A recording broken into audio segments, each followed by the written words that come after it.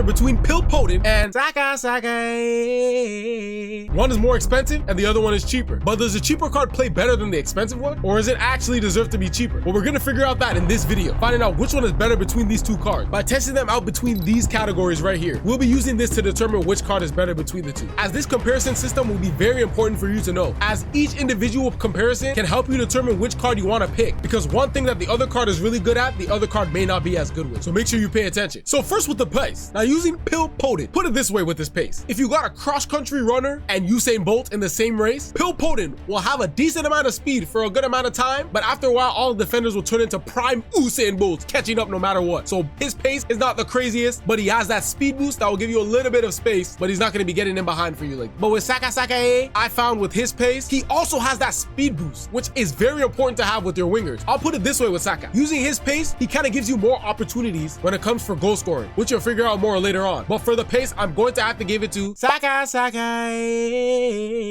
Gonna give it to him. But what does pace matter if you don't even have shooting and clinicality ability, right? So when it came to the shooting and clinicality ability, I ain't gonna lie, I figured out something very important that really matters in this game that you should pay attention to for you to decide which card you want to select. If you are outside of the box using Foden, he's basically non-existent unless you're using that power shot. But when you're using Saka, he gives you the option of hitting with a finesse like Messi outside the box. Even though he only has a regular one, he still gives you a chance of scoring a goal that way. And if you're in the box and you hit the finesse, it's almost guaranteed if you green time, which I think is very important when it comes to shooting in this game, because it's so difficult to get a goal scoring opportunity all the time. So you need one to be very clinical. So for the shooting, I'm gonna give it to Saka.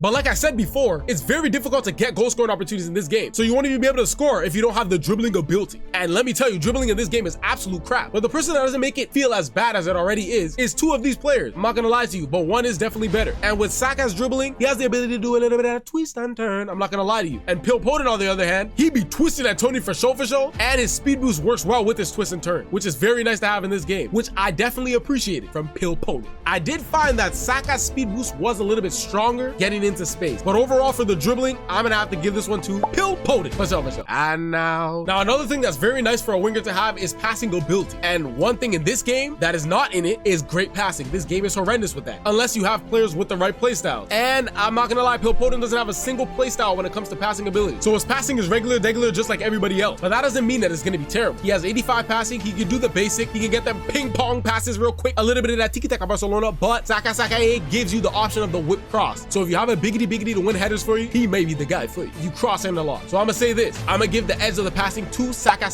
simply because he has a playstyle for it, and I haven't seen a big difference besides just the playstyle. And now the physicalities, this is also a little bit important in this game, not too much, because the behind the back tackles in this game is otherworldly. You can hold that L2 all you want. Van Dijk, Antonio Runiga are wrapping their foot around you like the elastic man, taking that ball no matter what. But who still has the ability to hold them off a little bit longer? For physicalities, I'm gonna have to give that to Saka. Foden is a complete puss in boot, just know that. Now what about defensive capability? Now I'm gonna be honest, in this game, every defender is prime Maldini, prime Van Dijk, no matter what. So let's be real, Saka is a higher rating on defense. Normally he's a better defender than most wingers in the game, but Foden's only 3 off, 57 defense. So in this one, I'm gonna actually give it to both of them. Everybody's a great defender in this game, but to be honest, I don't give a damn about no damn defense. They're attackers. But these other comparison points are very important as well on allowing you to make your decision on which card you need. When it comes to chemistry of these guys, they are practically the same. The only difference is one plays for Arsenal and the other one plays for Manchester City. So if you're trying to get a green link with Haaland, Foden's your guy. But if you're trying to get a green link with Gabriel Martini, that would be Saka.